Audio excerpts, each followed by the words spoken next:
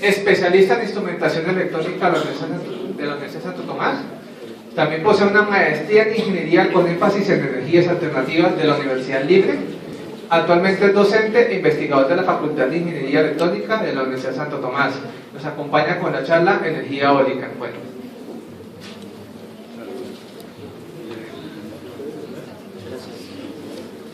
Buenos días.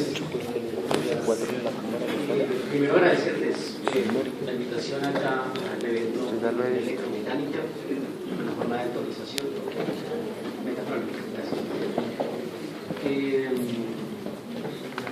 Voy a hablarles de un tema que tal vez sea, que estoy casi seguro no es del desconocimiento de todos ustedes, de la gran mayoría, la parte de la energía eólica. Ustedes notarán el nombre, pues les veré mucho pensando, pero pues vamos a hablar de aspectos generales de la energía eólica. Espero la charla les dé un poquito más, les enfatice en algo de lo que ya conocen y les sirva para profundizar un poco más los conocimientos de la energía eólica, que es clasificada como un tipo de energía alternativa y que en este momento está en apogeo.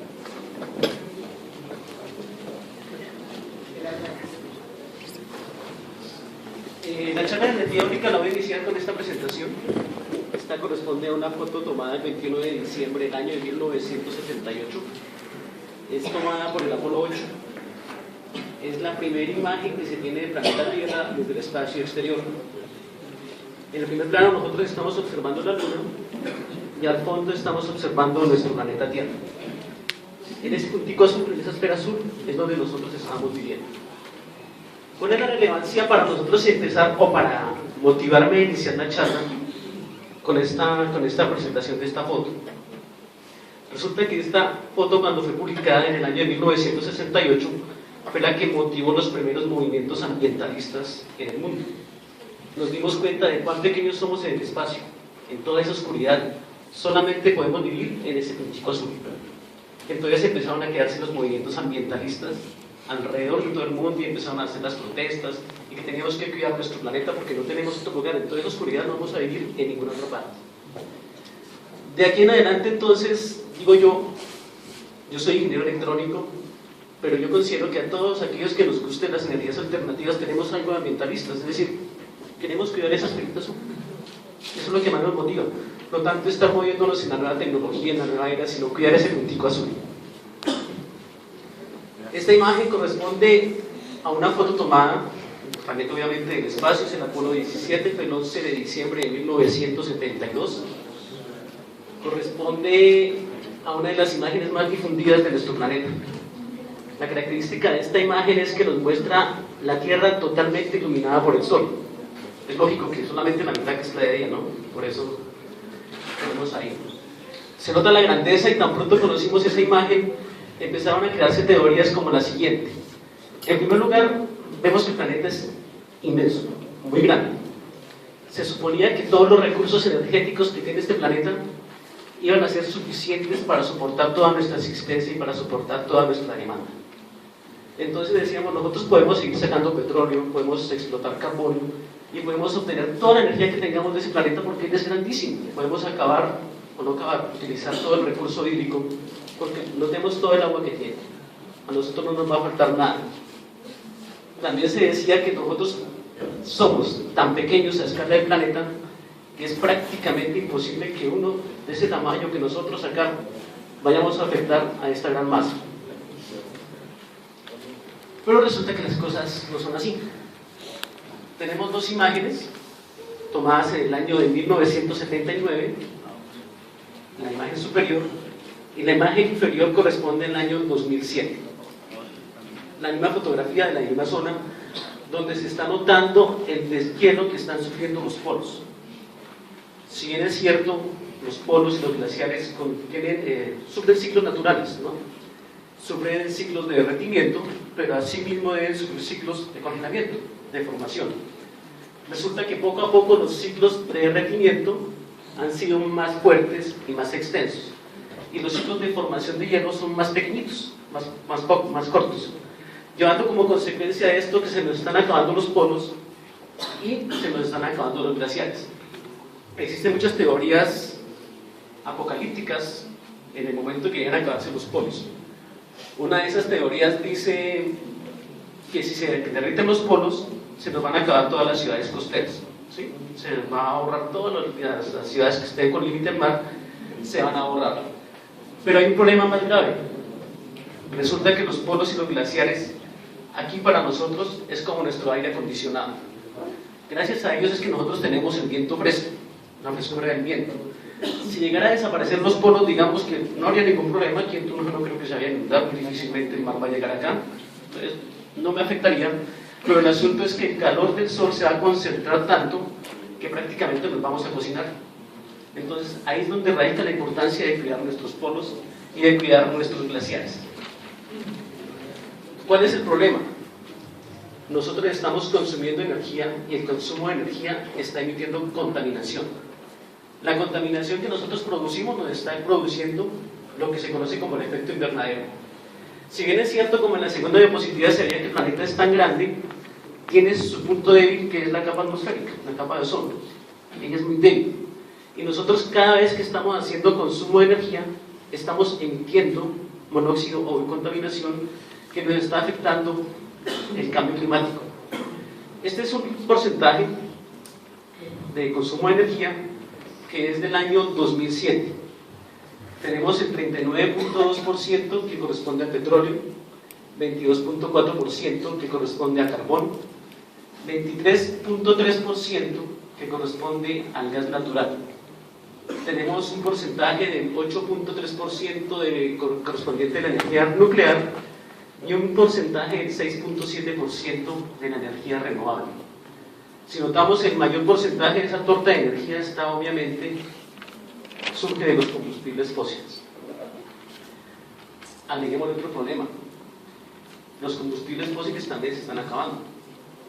¿Listo? Entonces ya tenemos como el problema principal, que es el agua se nos está acabando, los polos se nos están acabando, la capa de ozono se nos está acabando, los recursos energéticos se nos están acabando. El problema no termina ahí. Esta información es la proyección de la demanda global de energía, en la cual estamos 2011 aproximadamente en la línea que está trazada, pero esta es la tendencia global de la energía. La demanda no va a terminar. Tenemos las características de terajoules para el petróleo, para carbón, para gas, para energía nuclear, para la energía hidroeléctrica, para la energía de la biomasa y otras. La tendencia nunca es de crecer, la tendencia siempre está en aumentar, la demanda va subiendo. Nosotros decimos, pero bueno, ¿por qué la demanda va subiendo? Si vamos a suponer, digamos, que el computador de hace 10 años era menos eficiente que el computador que compra ahorita. La respuesta es la siguiente.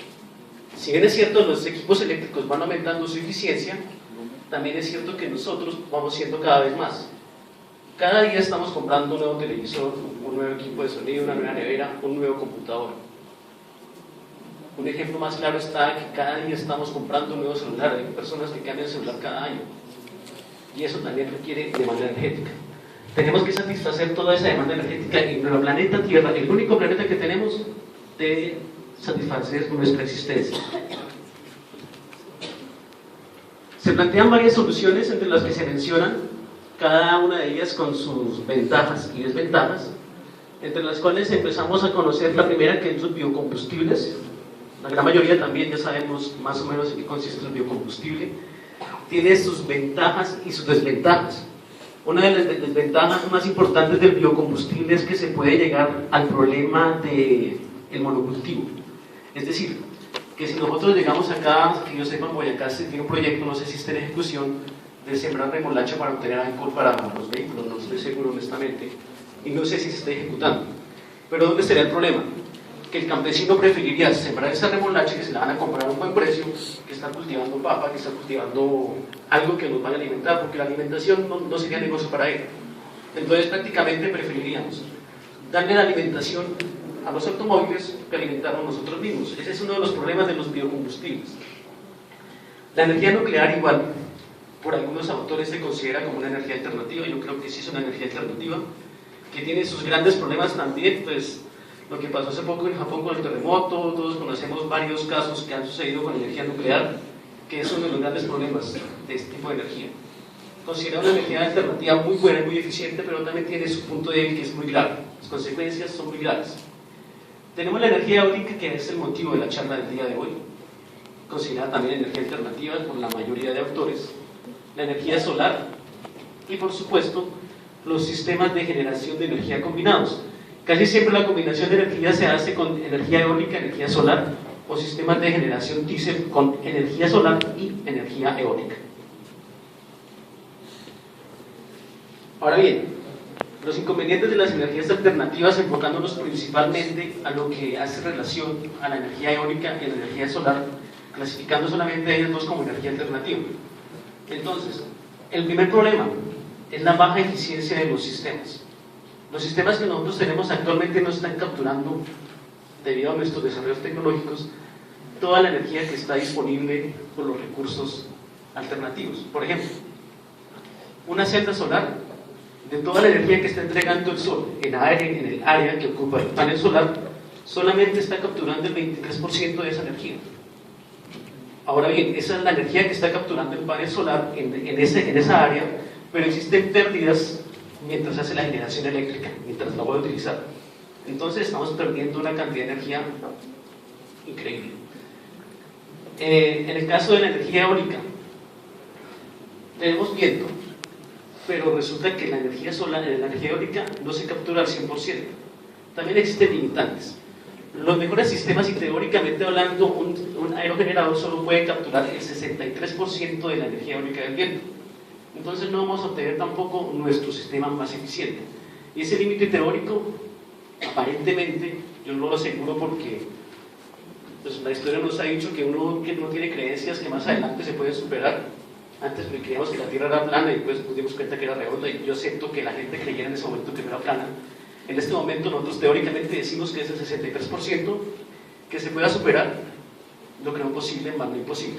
Depende de los avances tecnológicos que nosotros tengamos. Voy a pasar al punto número 3, el asunto de la disponibilidad del recurso. Hablando de la energía solar, pues el sol exactamente llega a toda la Tierra. Aquí en Colombia nosotros no tenemos problemas de estaciones, pero existen países que tienen estaciones, es decir, el recurso solar no está disponible en todo el año.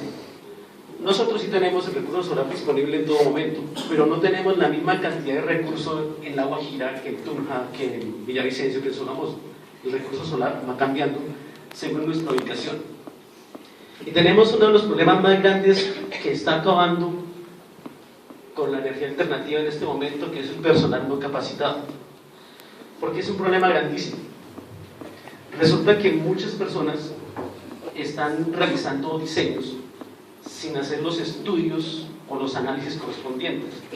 Yo siempre digo, la energía alternativa pues, es un tema fácil, un tema agradable de trabajar, pero si no hacer un diseño, yo también digo, uno tiene que estudiar. No existe nada fácil en el mundo, todo requiere su investigación. Si una persona en el llano quisiera colocar en su finca un sistema de energía solar, contrata a un ingeniero electrónico, por dar un ejemplo, pero el ingeniero electrónico solamente sabe pues, colocar el panel, el sistema inversor, baterías y sale. De seguro el sistema va a funcionar, pero no va a funcionar correctamente. ¿Listo? Entonces, ¿qué va a pasar? La persona que invirtió en un sistema solar o un sistema eólico que no sea eficiente va a perder su inversión.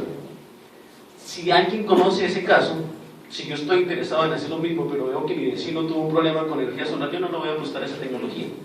Yo no le voy a apostar a la energía eólica porque eso es perder plata. Entonces, ese es uno de los grandes problemas. Adicionando además los altos costos actuales que tiene esta tecnología. Entonces, el asunto es este. Si existe personal capacitado, es decir, si se hacen diseños correctamente y hacemos ver a los demás que la energía alternativa en realidad es un negocio, vamos a lograr que la demanda de estos equipos aumente. Si la demanda de estos equipos, tanto aerogeneradores como paneles solares, aumenta, los costos van a empezar a disminuir. Si esto no se logra, los costos siempre van a estar elevados. Vamos a hablar ahora entonces ya más puntualmente de la energía eólica. ¿Qué es la energía eólica? Entonces, la energía eólica es la energía que se obtiene del viento. La pregunta del millón siempre, bueno, ¿y de dónde viene el viento? El viento se considera como un tipo de energía solar. Entonces, siempre que tengamos sol, vamos a tener viento. Es uno de los factores que nos genera el viento. ¿Por qué se produce el viento? Tenemos esta imagen en la cual se está mostrando más o menos lo que es el calentamiento que estamos recibiendo diariamente del Sol. Sabemos que la Tierra es esférica, idealmente, ¿no? Porque los polos es un poquito plano. La radiación del Sol y el calor del Sol va a llegar y nos va a calentar mucho más lo que es la parte del ecuador.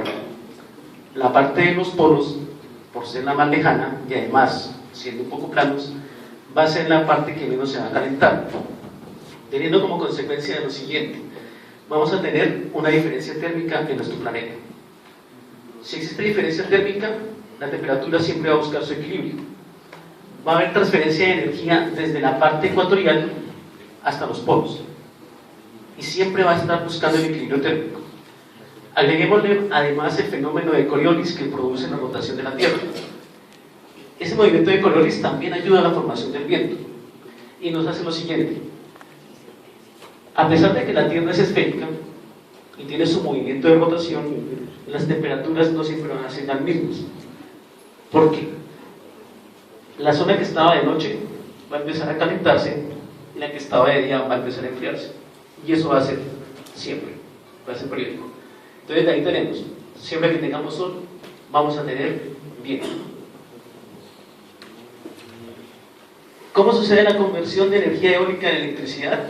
Esta imagen, yo sé que todos aquellos que les llama la atención la energía eólica la han visto en internet, ahí explican todas las partes del aerogenerador, lo cual pues no voy a entrar en detalle a explicar las partes del aerogenerador, y yo creo que muchos ya conocemos cómo es la conversión de la energía eólica en electricidad. De todos modos voy a explicarlo para aquellos que estén interesados en el tema y no sepan mucho de ello. En primer lugar, tenemos la energía cinética del viento, el movimiento. El movimiento del viento es captado por las aspas del aerogenerador.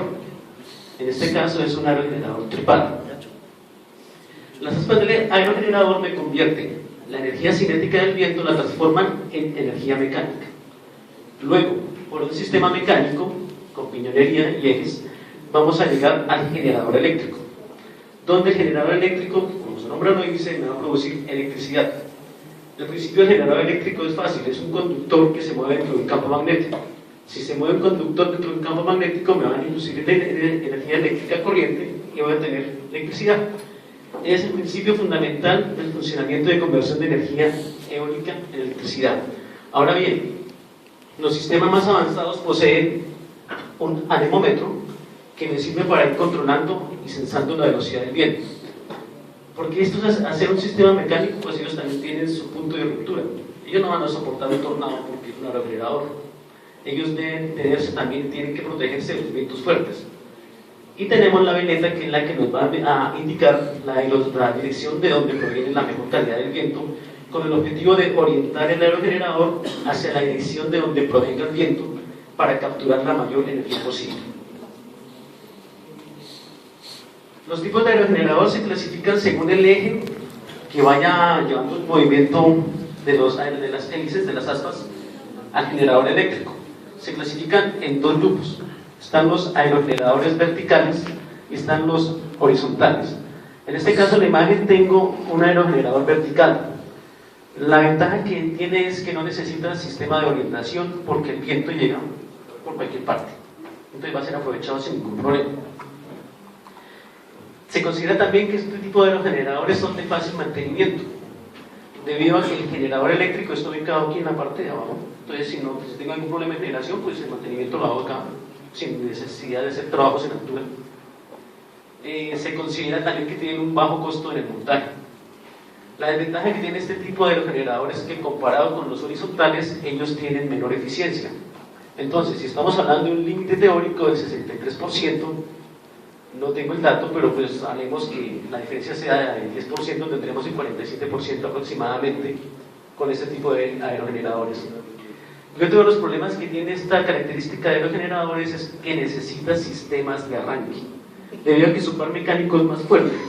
Entonces, él no va a empezar, el solo hecho de colocarlo, no va a empezar fácilmente a circular, a generar un movimiento. Entonces necesitamos un motor que le produzca el primer movimiento, y ahí por inercia ya empieza él también a ayudarse en el giro. Hay muchos tipos de aerogeneradores verticales y muchos diseños. Cada uno de ellos tiene su nivel de eficiencia característico y es dado por el fabricante. El nivel de eficiencia se determina bajo condiciones ideales del viento, bajo condiciones ideales de densidad y bajo condiciones ideales de velocidad de viento. Estos son aspectos que dan los fabricantes. Y pues bueno, aquí traigo a imagen pues 4 tipos de aerogeneradores verticales para darnos una idea de las opciones que podemos tener para nuestra generación de energía eólica. Ellos son los más comunes de los aerogeneradores. Yo creo que algunos lo habrán visto ya personalmente en Europa, aquí en La Guajira, que son los aerogeneradores horizontales. Recordemos que este tipo de generador se llama horizontal porque el eje va horizontal a la tierra, el eje de transmisión del movimiento. La característica de este aerogenerador en comparación con los verticales es que tiene una mayor eficiencia. Entonces digamos que aparentemente con esto se va a tener el 63% de la energía del viento. Va a alcanzar grandes velocidades. Esto quiere decir que lo puedo ubicar a alturas mayores y a mayor altura tengo mayor velocidad del viento y me va a soportar mejores fuerzas del viento. También por obvias razones van a aprovechar mejor la velocidad del viento. La desventaja que tienen estos aerogeneradores en comparación con los verticales está en la dificultad de mantenimiento, porque en la cóndola, en la parte superior, donde está el generador, si llega a haber algún problema en la generación eléctrica, pues tengo que hacer trabajos en el estamos hablando de torres que son demasiado altas, entonces ahí donde radica el problema de este tipo de aerogeneradores. Igual existen varios diseños de aerogeneradores horizontales. Está el común, el común no, el más utilizado, que es el conocido como tripala. Tenemos el bipala y tenemos el monopala, pues el nombre es lógico, no creo que necesite mucho nombre de meditación. ¿Cuáles son las ventajas de la energía eólica? Entonces, la primera ventaja obviamente es que el nivel de contaminación generado es prácticamente nulo. Prácticamente nulo más no nulo. Entonces uno dice, bueno, pues si yo veo un aerogenerador, ¿qué contaminación tiene? Resulta que como es considerado un sistema de energía alternativa, aquí se aplican nuevas características en la evaluación del sistema alternativo.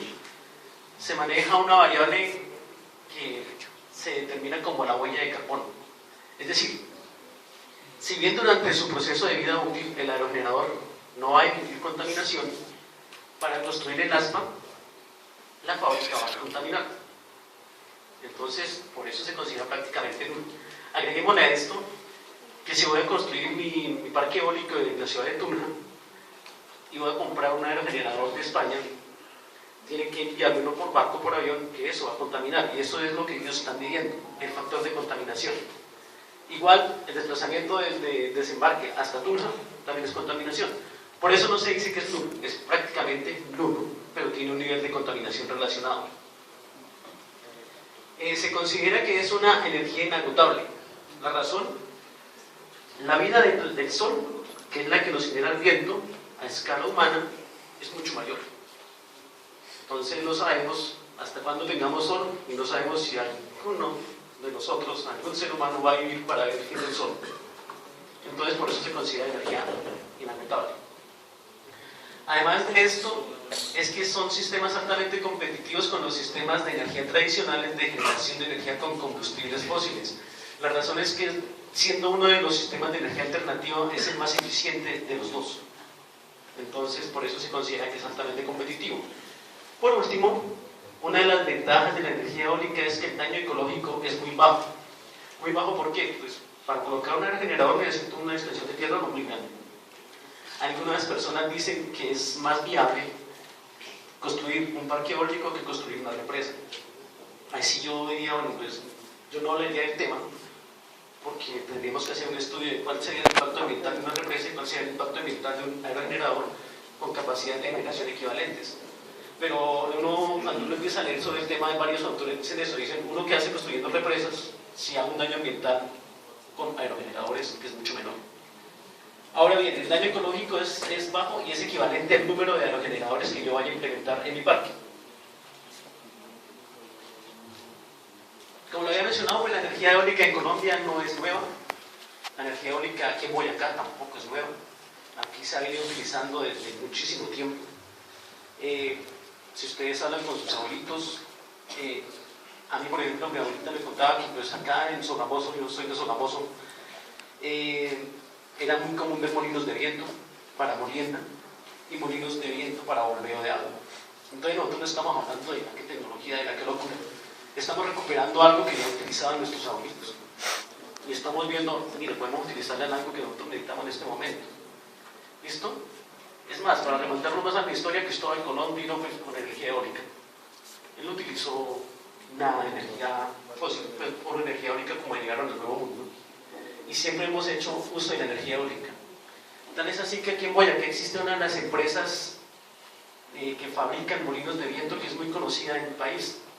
Se llama Industrias Hover. Esta industria, Hover, queda en la ciudad de Vitama, y ellos son una de las empresas de referencia en la fabricación de molinos de aire para bombeo de agua. Ustedes pueden buscar Industria Hover y se da referencia en varios artículos que se hacen sobre energía eólica. Esta imagen corresponde al parque eólico de Jepirachi, que muchos lo hemos escuchado. Está ubicado en la península de La Guajira. Tiene una capacidad instalada de 19,5 megavatios. Fue construido por las empresas públicas de Medellín y, según algunos estudios, dicen que ha sido una mala inversión. No sé por qué, honestamente.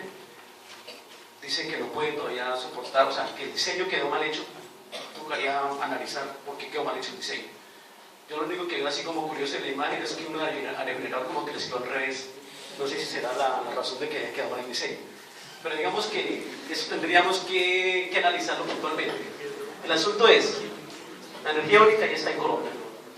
No estamos hablando de algún descubrimiento. En el año 2006, la Unidad de Planeación Minero-Energética creó el Atlas de Viento y Energía Eólica. Este Atlas de Viento está clasificado y nos da la información de la siguiente manera. Vamos a tener el mapa de nuestro país en los 12 meses, desde enero hasta diciembre. Y utilizando escalas de colores, nos va a decir el promedio de la velocidad del viento que va a estar en todo el territorio nacional.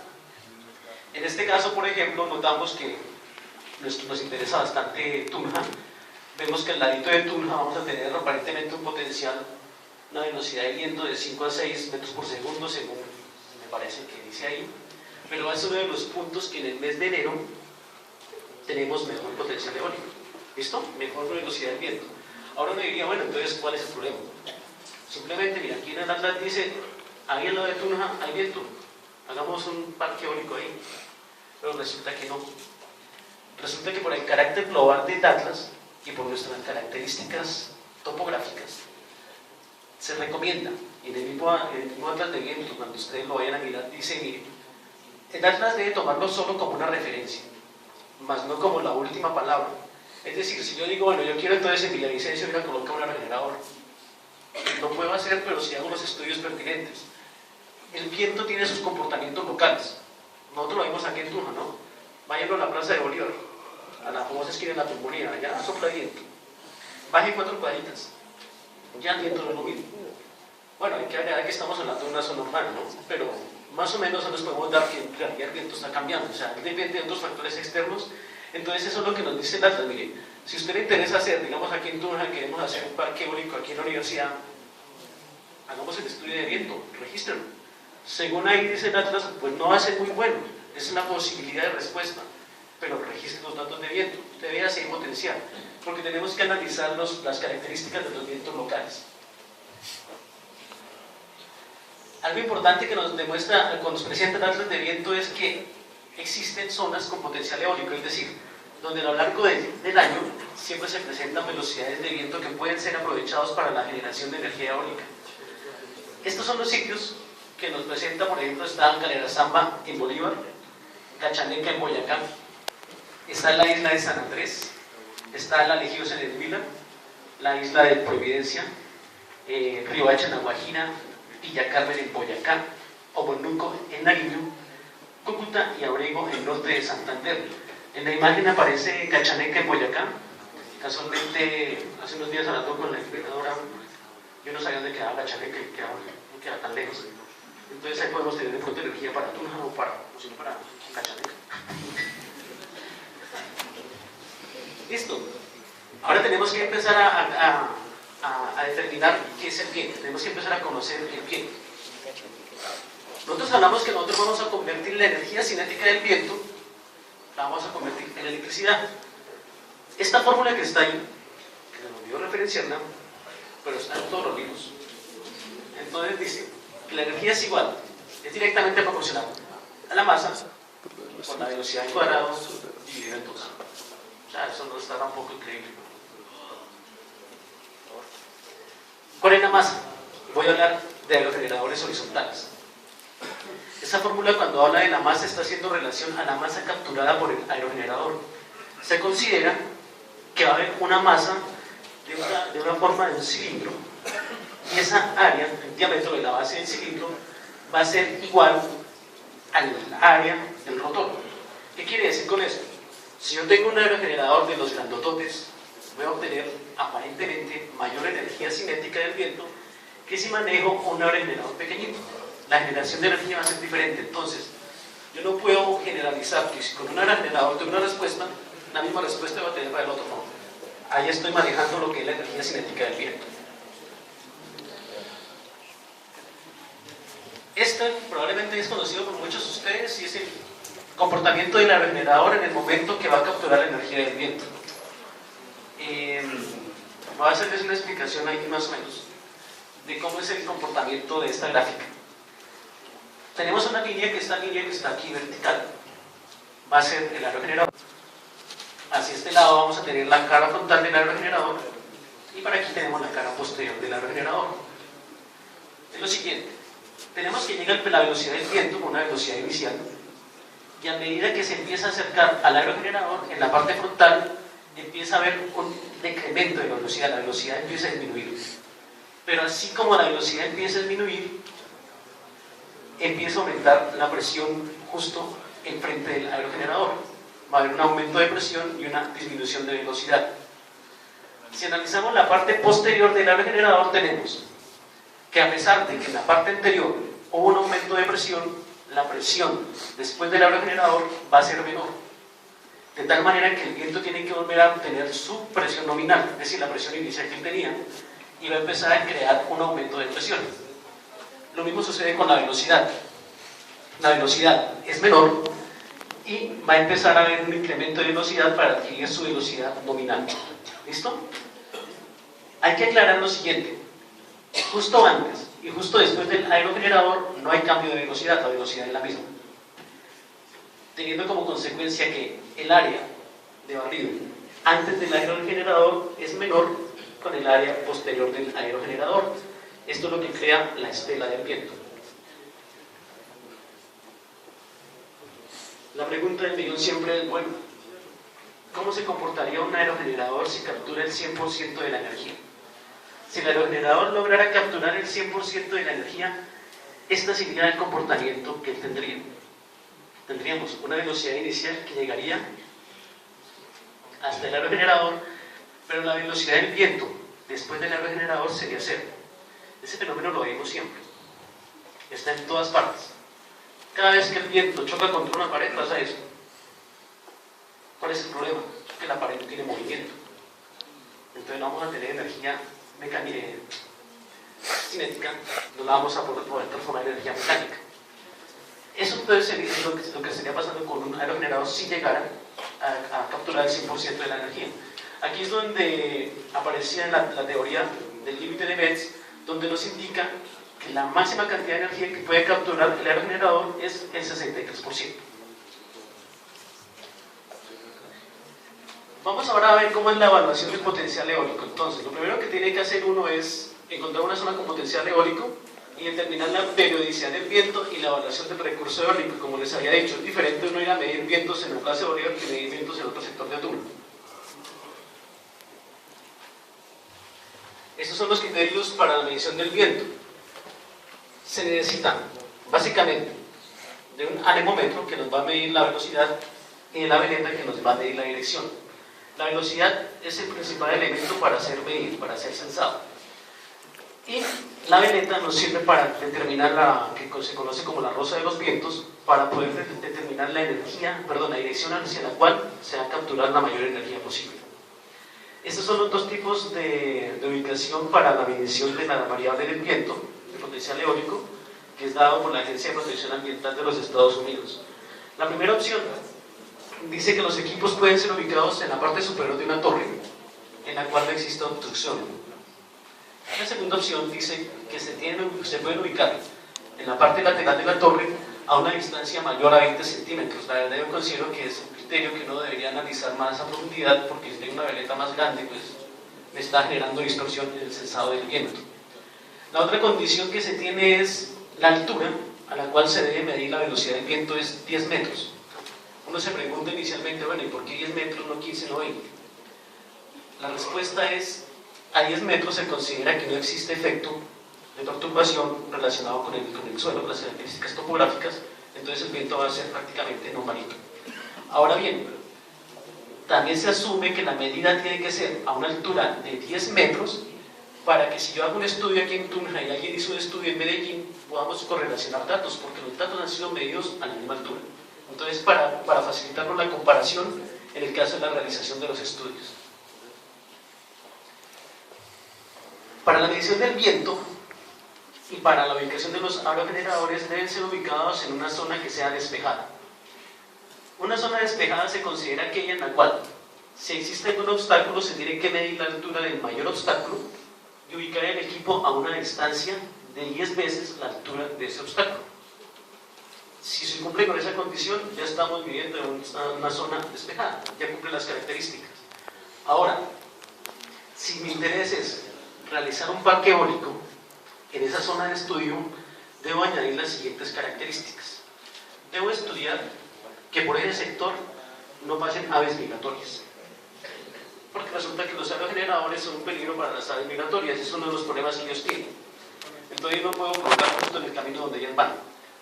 La segunda condición, la zona donde yo pienso realizar el estudio y donde pienso colocar mis aerogeneradores no debe ser utilizada para cultivo, porque si no entraríamos al mismo dilema de lo que pasa con el biocombustible. ¿Qué prefiere? ¿Colocar unas zanahorias o colocar un aerogenerador? ¿Prefiere comer o prefiere electricidad? Entonces se recomienda que sean una zona que no sea utilizada para cultivo. Igual, que sea una zona que no sea utilizada para el pastoreo de animales. Es preferible un ser vivo, proteger un ser vivo, que nuestra demanda energética, satisfacer nuestra demanda energética. Y el último requisito para una zona de estudio y para una zona donde se vaya a realizar un posible emplazamiento es que existan vías de acceso, que sea fácil llevar los equipos hasta allá. Porque si necesito construir una vía, pues la huella de carbono se va a aumentar y pues ya no voy a estar haciendo algo tan beneficioso para el planeta. Para realizar un estudio eólico, lo importante es tener las características climáticas de la región, determinar la velocidad de densidad del viento. Hay que tener en cuenta que las especificaciones técnicas que ya tienen los aerogeneradores utilizan el valor de densidad a nivel del mar, entonces tenemos que mirar nuestro valor de densidad, digamos acá en el caso de la ciudad de Tunja. Mirar el estado del arte de los proyectos eólicos que se han llevado en la región, si han sido exitosos, si no han sido exitosos, y verificar qué nos ha llevado al éxito o qué nos ha llevado al fracaso para corregir esos problemas y no volverlos a cometer. Elegir la zona con el mejor potencial eólico, pues prácticamente esta parte del potencial eólico es donde la persona que vive en el lugar es la que más fe nos da de que la zona tiene potencial eólico. Se tiene que hacer una recolección de datos, los principales son velocidad y dirección del viento. Esta recolección de datos tiene que hacerse mínimo durante un año. El periodo de registro debe ser cada 10 minutos. Para un registro aceptable se acepta un registro de cada media hora. Esto es porque se considera que el cambio del viento no va a ser tan drástico en esas ventanas de tiempo. Entonces puede ser cada media hora hacer el registro de velocidad, pero idealmente cada 10 minutos y durante un año.